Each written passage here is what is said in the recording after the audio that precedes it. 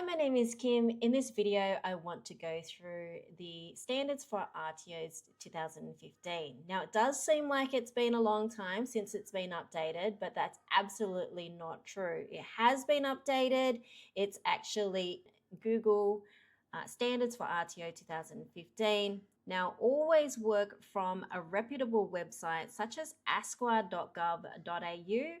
You will see that the most current one is 1st of March 2024. So it has been updated, and all of this is due to the updates in the training package for the TAE. So if we open this, here we go, just scroll down a little bit more, and then you will see what is on legislation.gov.au. This is the most current one, and that's what you should be working off. Now, when it comes to the legislation, I don't know about you, I ain't no lawyer, I do find it quite complicated, and I really don't know what to do. So in which case, me being a trainer and assessor, working in an RTO, it is so important that I do understand this and how to interpret it. So here we have ASQA coming to the rescue, and they have developed what we call a user's guide to the standards for RTO 2015. This also has been updated to reflect the updates in the legislation. So if I click on that there, it will also get me to the same website, asqua.gov.au. The only difference now is that we're not just looking at the standards as it is in that very formal language.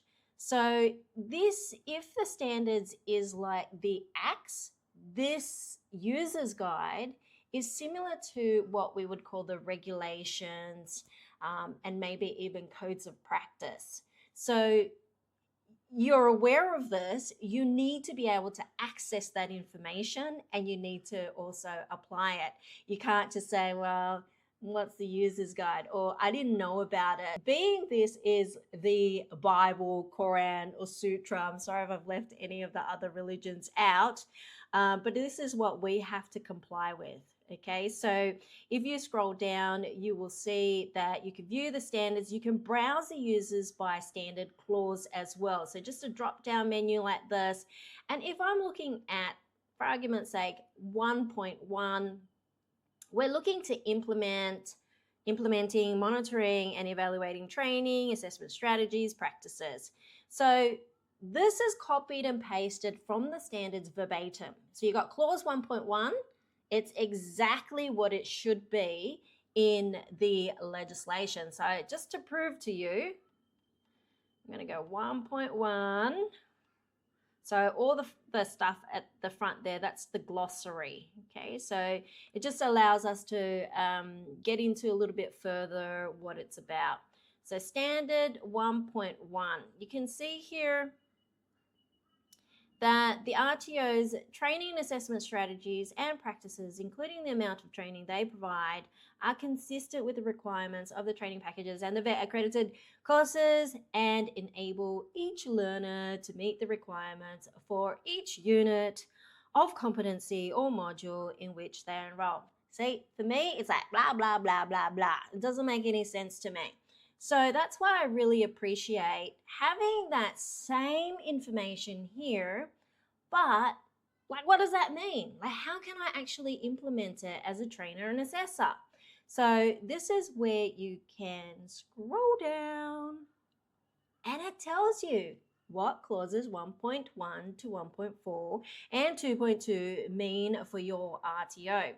So this is the breakdown. You need to read it, try to understand it, okay? So there you will be able to copy and paste verbatim from here. And I say verbatim just means word for word. So when we ask you to copy and paste from the standards, you're actually able to do that from the user's guide, because it's always listed at the top what the standards are in terms of the clause, and then down the bottom it will give you a bit more of an explanation. Why do we say copy and paste? Like we don't appreciate your ability to understand and decipher these things. It's because it is the legislation. So when it comes to standards, anything to do with the user's guide, just copy and paste verbatim, okay? And then don't worry, there are so many activities within this course that's gonna make you have to think about all this, right? So referring back and then also applying it as well. So continue in that kind of manner. All right, so let me go to another one. Let's go back. Just press the back button here. I like to browse everything online. The reason being is that once I print it off or save it to my computer, chances are it's going to be obsolete pretty quickly just because I did it. All right. Jokes aside, if we have a look at, say, standard 1.8, let's have a look what that is about. Clauses 1.8 to 1.12 is all about assessments and conducting assessments effectively. So straight away here, you can see clause 1.8, it's going to be exactly the same, all right, in the standards. Now, if you don't believe me, I'm going to go there once more just to show you. Kim didn't lie. All right, so it's exactly the same. And then this table that you see is also available to you right here as well. But once again, all of this can just mean blah, blah, blah, blah, blah, right? And we really want to know how on earth are we going to be able to apply these clauses so that we are not breaking any laws and we're doing the best we can as assessors. All right, so you can see what clauses 1.8 to 1.12 mean for your RTO. Okay, so this is where you're going to get that information. You know, how do we know that a student's going to be competent? Well, this needs to happen, right? Other things that you're going to come up with or come across, should I say, is talking about like, you know, performance evidence, knowledge evidence. That sounds like it comes from a unit of competency.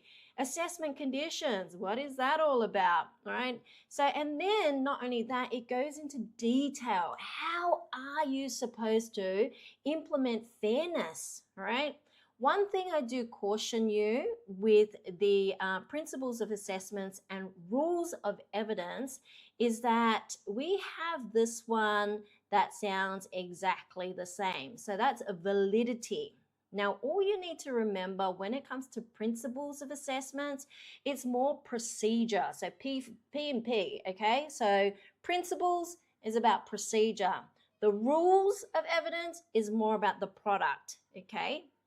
So like what you submit into court, essentially. Okay, so we have validity here and then we have validity again. So I can understand that would be very confusing, but that's why when you're doing your assessments, you need to be mindful that there's two validities. Okay, so don't let it trick you. Okay, and there you have it. I hope you've enjoyed this video. It has assisted you in understanding how to navigate the standards for RTO and the user's guide.